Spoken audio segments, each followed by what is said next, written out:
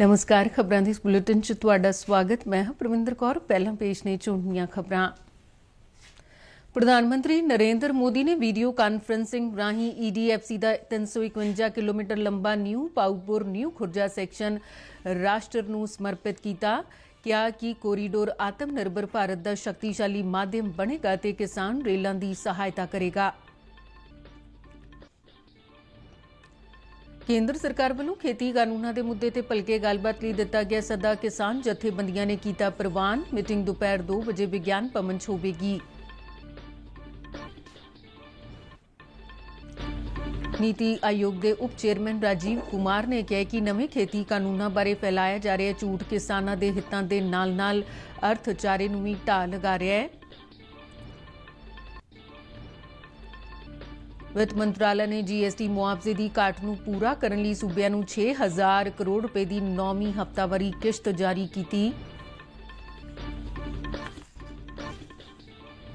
कोविड-19 तो ठीक होने वालों की दर 95.92% हुई। नवे मरीजों की गिनती में भी भारी गिरावट। बीते 24 घंटिया दौरान 16,432 नवे मामले सामने आए।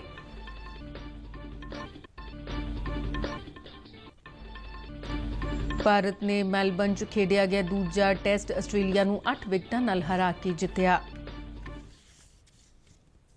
ते हुण खबरां विस्तार नाल। प्रधानमंत्री नरेंद्र मोदी ने अज उत्तर प्रदेश पूर्वी समर्पित पाड़ा कॉरीडोर EDFC ਦੇ 351 किलोमीटर लंबे न्यू पाऊपुर न्यू खुर्जा सैक्शन का वीडियो कानफ्रेंसिंग राਹੀਂ उद्घाटन किया। यह कोरीडोर 5,750 करोड़ रुपए की लागत नाल बनाया गया है। EDFC के इस महत्वपूर्ण सैक्शन ਨੂੰ राष्ट्र ਨੂੰ समर्पित करदਿਆਂ प्रधानमंत्री ने कहा कि यह कोरीडोर आत्म निर्भर भारत का माध्यम बनेगा ਅਤੇ किसान रेलों की सहायता करेगा। प्रधानमंत्री ने प्रयागराज में EDFC के ऑपरेशन कंट्रोल सेंटर का उद्घाटन भी किया। यह सेंटर EDFC के पूरे मार्ग लिए कमांड वजों काम करेगा। जब पहली मालगाड़ी दौड़ी तो उसमें नए भारत की, आत्मनिर्भर भारत की गुंज और गर्जना स्पष्ट सुनाई दी। प्रयागराज में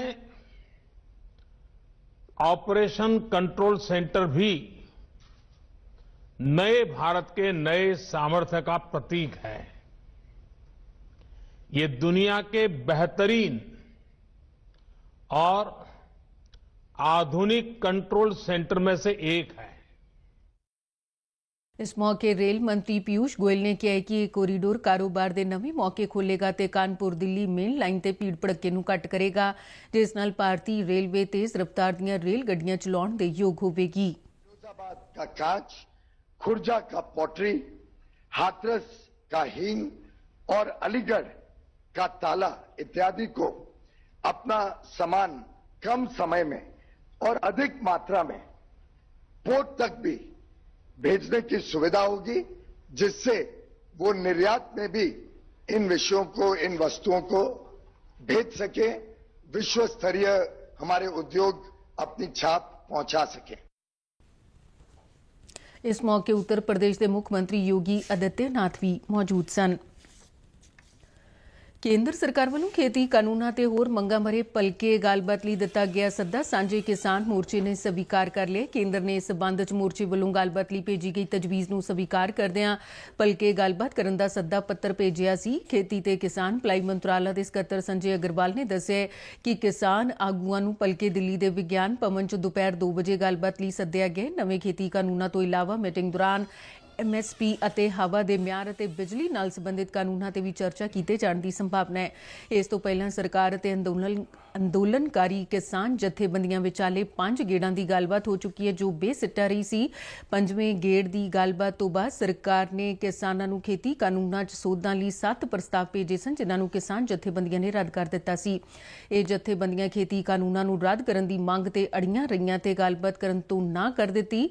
सरकार ने बीते दिनी किसानों नूं दोबारा गलबात लई सद्दे, जिस ते मुड़ विचार करन तो बाद किसान जथेबंदियां गलबात लई राजी होईआं अते उन्हां सरकार नूं 29 दसंबर नूं मीटिंग सद्दे जाण दा प्रस्ताव भेजिआ, जिस दे जवाब च सरकार ने भलके मीटिंग की तारीख मिथे जाण दा ऐलान कीता। ਨੀਤੀ ਆਯੋਗ ਦੇ ਉਪ ਚੇਅਰਮੈਨ ਰਾਜੀਵ ਕੁਮਾਰ ਨੇ ਆਖਿਆ ਕਿ ਨਵੇਂ ਖੇਤੀ ਕਾਨੂੰਨਾਂ ਬਾਰੇ ਫੈਲਾਈਆਂ ਜਾ ਰਹੀਆਂ ਝੂਠੀਆਂ ਕਹਾਣੀਆਂ ਨਾ ਸਿਰਫ ਕਿਸਾਨਾਂ ਦੇ ਹਿੱਤਾਂ ਨੂੰ ਨੁਕਸਾਨ ਪਹੁੰਚਾ ਰਹੀਆਂ ਨੇ ਬਲਕਿ ਆਰਥਿਕਤਾ ਦਾ ਵੀ ਨੁਕਸਾਨ ਕਰ ਰਹੀਆਂ ਨੇ। ਨਵੀਂ ਦਿੱਲੀ 'ਚ ਕੱਲ੍ਹ ਉਨ੍ਹਾਂ ਕਿਹਾ ਕਿ ਕੁਝ ਆਰਥਿਕ ਮਾਹਿਰਾਂ ਵੱਲੋਂ ਨਵੇਂ ਕਾਨੂੰਨਾਂ ਬਾਰੇ ਆਪਣੀਆਂ ਧਾਰਨਾਵਾਂ ਬਦਲਣ ਕਾਰਨ ਉਨ੍ਹਾਂ ਨੂੰ ਨਿਰਾਸ਼ਾ ਹੋਈ ਹੈ। ਉਨ੍ਹਾਂ ਕਿਹਾ ਕਿ ਅੰਦੋਲਨਕਾਰੀ ਕਿਸਾਨਾਂ ਨਾਲ ਲਗਾਤਾਰ ਸੰਪਰਕ ਅਤੇ ਵਾਰਤਾ ਹੀ ਖੇਤੀ ਕਾਨੂੰਨਾਂ ਦੇ ਮੁੱਦੇ ਨੂੰ ਹੱਲ ਕਰਨ ਦੇ ਰਸਤੇ ਤੇ ਅੱਗੇ ਵਧਣ ਦਾ ਉਪਾਅ ਹੈ। ਉਨ੍ਹਾਂ ਇਨ੍ਹਾਂ ਖਦਸ਼ਿਆਂ ਨੂੰ ਖਾਰਜ ਕੀਤਾ ਕਿ ਨਵੇਂ ਖੇਤੀ ਕਾਨੂੰਨ ਵੱਡੇ ਕਾਰਪੋਰੇਟ ਘਰਾਣਿਆਂ ਨੂੰ ਕਿਸਾਨਾਂ ਦਾ ਸ਼ੋਸ਼ਣ ਕਰਨ ਦੀ ਖੁੱਲ੍ਹ ਦੇਣਗੇ। ਉਨ੍ਹਾਂ ਕਿਹਾ ਕਿ ਪੂਰੀ ਤਰ੍ਹਾਂ ਨਾਲ ਗਲਤ ਹੈ ਕਿਉਂ ਜੋ ਸਰਕਾਰ ਨੇ ਕਈ ਤਰ੍ਹਾਂ ਦੀਆਂ ਫਸਲਾਂ ਉੱਪਰ ਕਿਸਾਨਾਂ ਨੂੰ MSP ਦਾ ਭਰੋਸਾ ਦਿਵਾਇਆ ਹੈ। ਉਨ੍ਹਾਂ ਕਿਹਾ ਕਿ ਜਿਹੜੇ ਅਰਥ ਸ਼ਾਸਤਰੀ ਪਹਿਲਾਂ ਖੇਤੀ ਸੁਧਾਰਾਂ ਦਾ ਸਮਰਥਨ ਕਰ ਰਹੇ ਸਨ ਉਹ ਹੁਣ ਇਨ੍ਹਾਂ ਦਾ ਵਿਰੋਧ ਕਰਕੇ ਕਿਸਾਨਾਂ ਨੂੰ ਗੁੰਮਰਾਹ ਕਰ ਰਹੇ ਨੇ। ਵਿੱਤ ਮੰਤਰਾਲੇ ਨੇ GST ਮੁਆਵਜ਼ੇ ਦੀ ਘਾਟ ਨੂੰ ਪੂਰਾ ਕਰਨ ਲਈ ਸੂਬਿਆਂ ਨੂੰ 6,000 ਕਰੋੜ ਰੁਪਏ ਦੀ 9ਵੀਂ ਹਫ਼ਤਾਵਾਰੀ ਕਿਸ਼ਤ ਜਾਰੀ ਕੀਤੀ ਹੈ। ਇਸ 'ਚੋਂ ਕਈ ਰਾਜਾਂ ਨੂੰ 5,516 ਕਰੋੜ 60 ਲੱਖ ਰੁਪਏ ਦੀ ਰਕਮ ਜਾਰੀ ਕੀਤੀ ਗਈ ਤੇ ਵਿਧਾਨ ਸਭਾ ਵਾਲੇ 3 ਕੇਂਦਰ ਸ਼ਾਸਿਤ ਪ੍ਰਦੇਸ਼ਾਂ ਦਿੱਲੀ, ਜੰਮੂ ਕਸ਼ਮੀਰ ਅਤੇ ਪੁਡੂਚੇਰੀ ਨੂੰ ਜੋ GST ਕੌਂਸਲ ਦੇ ਮੈਂਬਰ ਨੇ 483 ਕਰੋੜ 40 ਲੱਖ ਰੁਪਏ ਜਾਰੀ ਕੀਤੇ ਗਏ ਨੇ। ਬਾਕੀ ਦੇ 5 ਰਾਜਾਂ ਅਰੁਣਾਚਲ ਪ੍ਰਦੇਸ਼, ਮਨੀਪੁਰ, ਮਿਜ਼ੋਰਮ, ਨਾਗਾਲੈਂਡ ਤੇ ਸਿੱਕਮ 'ਚ GST ਲਾਗੂ ਹੋਣ ਨਾਲ ਮਾਲੀਏ 'ਚ ਕੋਈ ਪਾੜਾ ਨਹੀਂ ਹੈ।